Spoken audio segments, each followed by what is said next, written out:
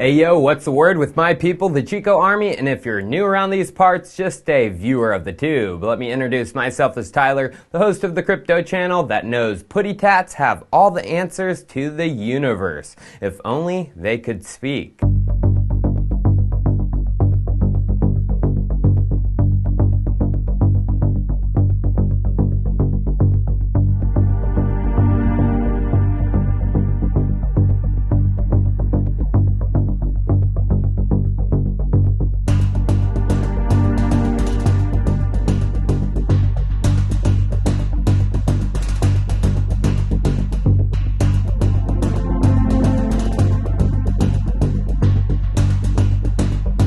You know our Puss in Boots. It's time for Chico Crypto. Well, I'm sure your eyes are peeled to the charts, so I don't want to spend much time on what is going on with the Bitcoin price. The rocket boosters, they were locked and loaded yesterday, pointing up, and away we went. From a low of almost to 11,100, but bounce baby bounce, as we got above 11,600 as of yesterday. Sweet little 4.5% gain in just 24 hours, keeping this run alive. But to really keep it rolling, we gotta push through 12K, and I could try and do the technical stuff, but that isn't me. I'm just a researcher and a fundamentalist. But there is a Dr. Jab on TradingView, Del Boy on Twitter, who is a chartist and has a really nice view of what is left regarding the gaps. His Twitter is in the description if you want to check his stuff out. So at the top we have the weekly resistance level, which we have just re-entered. It's going to be rough to break this. And below us we have three bearish CME gaps. The one in the 9,900s we know about. He has a small one between 7,625 and 7,645, which we haven't covered as a number is negligible. But other people are charting it. And finally, the last one we know about, the one in the 3,500s. And then if you count the super bearish one between $0 and 3,200. So as of right now, if you're a trader basing your stuff on the prophecy of gaps, the only way is down. But that prophecy of gaps might just be bullcrap. Everything is firing on all cylinders right now market-wide. Gold is pumping, silver is pumping, the Fed is printing, which means the stock market is moving up. So going down in the short term might not be a likelihood. But there is a commodity that we need to look at that is oh so similar to Bitcoin. And with its pump, it's reaching la resistance. That is gold. And some futures markets have it breaking 2K, which if we pull out this chart, we have strongly surpassed the high during the last recession,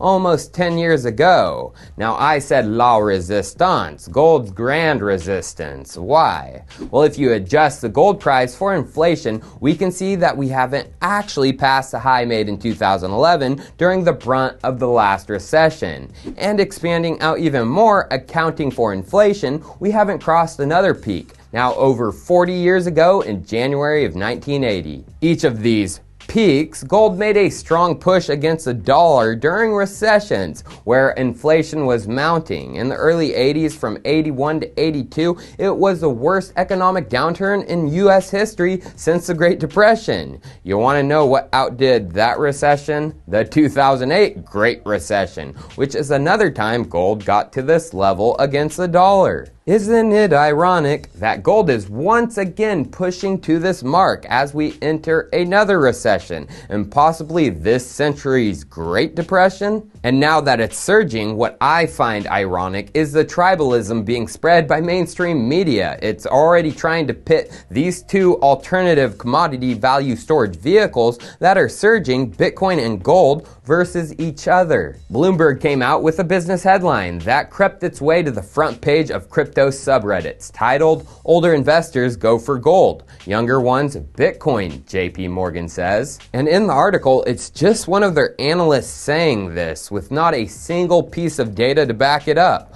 But it does say this: gold and Bitcoin ETFs have been experiencing strong inflows over the past 5 months as both old and young see the case for an alternative currency. The strategist wrote, the Bloomberg Dollar Spot Index has declined about 1.7% over the same period, fueling a debate about whether a prolonged period of dollar weakness is at hand. Dollar weakness. I see your play at hand. Pit the two against each other, gold bugs versus the crypto heads, as you don't want the two to become one. One because they should be, because here's the thing, Bitcoin and gold, it's a match made in heaven. Gold is the original store of value for this world and has been the dominant one for centuries. It's only in the past 100 years, citizens haven't been allowed or had easy and cheap access to gold as a means of value storage for themselves.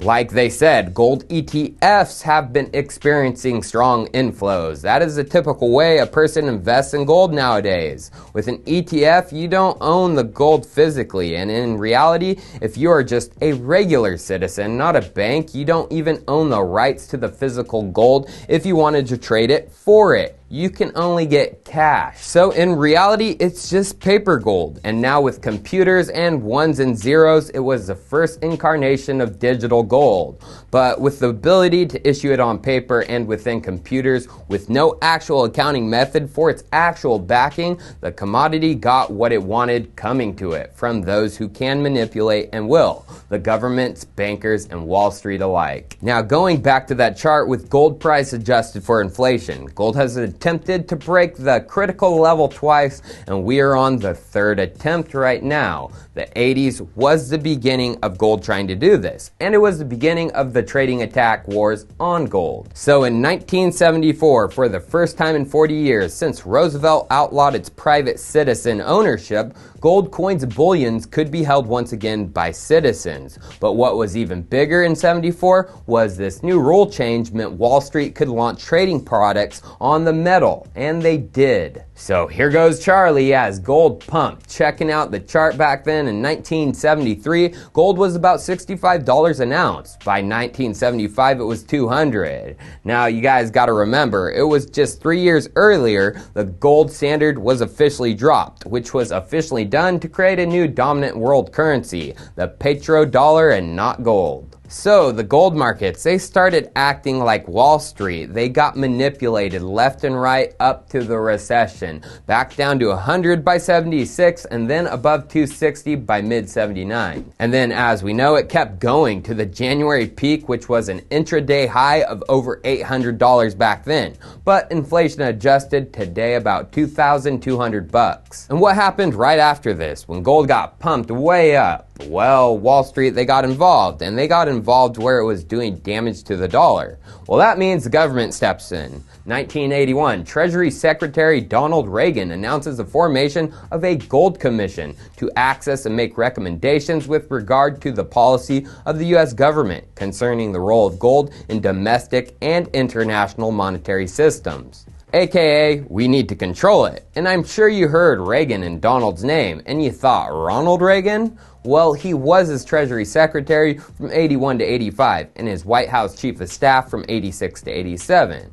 But the two are not related. Their names are spelt different. But Donald was the proponent and pusher of Reaganomics, trickle-down bullcrap theory, exactly what has got us into the mess we are in today. So Ronald McDonald, it's obvious when they got into power what their MO was. Bring that bad biznutch right on down, as gold was not money to them. And gold, it crashed, bounced off 300 more than a few times during the 80s, and then finally started to run after Ron McDon was out of office. But the hook, line, and sinker has been in since. As gold bugs know, it's been a rough road. And I'm sure now that gold is getting back to the critical level, euphoria for those who have stuck around is starting to set in. A similar thing is going on with the crypto guys who have weathered the brutal bear market. Although we didn't have to wait 40 years, our cycles seem to go in chunks of 4. But what I mean is this Bitcoin and crypto video warrior is reaching out to you guys for a truce. I don't want to fight with the gold bugs, but I want to show them what crypto and Bitcoin could do for them, as in unleash the grip of Wall Street against their commodity. The only choice for gold traders was futures contracts in the 80s, which the private citizen couldn't do, so they had to do the much more cumbersome version of holding it themselves, which as your wealth grows, that becomes much harder and risque. 90s, the average citizen got access to gold through ETFs and their 401ks dumping into it.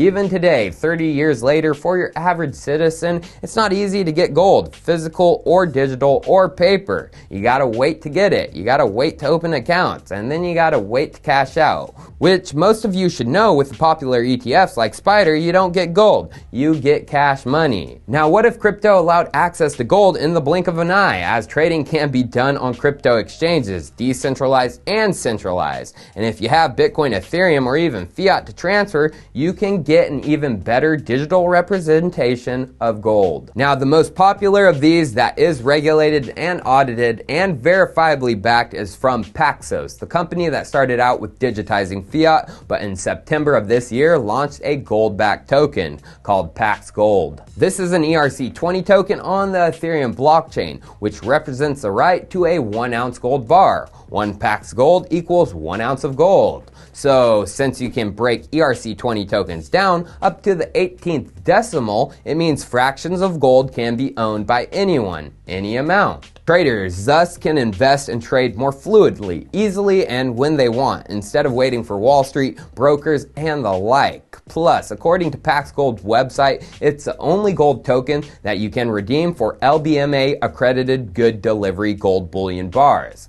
And smaller amounts can be redeemed through a network of physical gold retailers around the world. Plus, institutional customers can also redeem for unallocated local London gold, while all Paxos customers can always redeem for USD at the current gold market prices. You don't get that with the current gold systems in Finance 1.0, I'll tell you that right now. That is why a commodity-backed asset has been surging in the crypto space since its launch. From just $6 million in November of last year, and 9 months later, the cap is above $55 million. That means $55 million worth of gold is backing that. Pretty damn outstanding in just 9 months. So gold bugs, if you are watching, if you know one, send them this video. Here is how fast you can invest in gold with crypto. You just need an Ethereum wallet, MetaMask, and some Ethereum. You go to Uniswap. You connect to your MetaMask wallet with the Ethereum. You then can swap that Ethereum to Pax Gold with no middleman.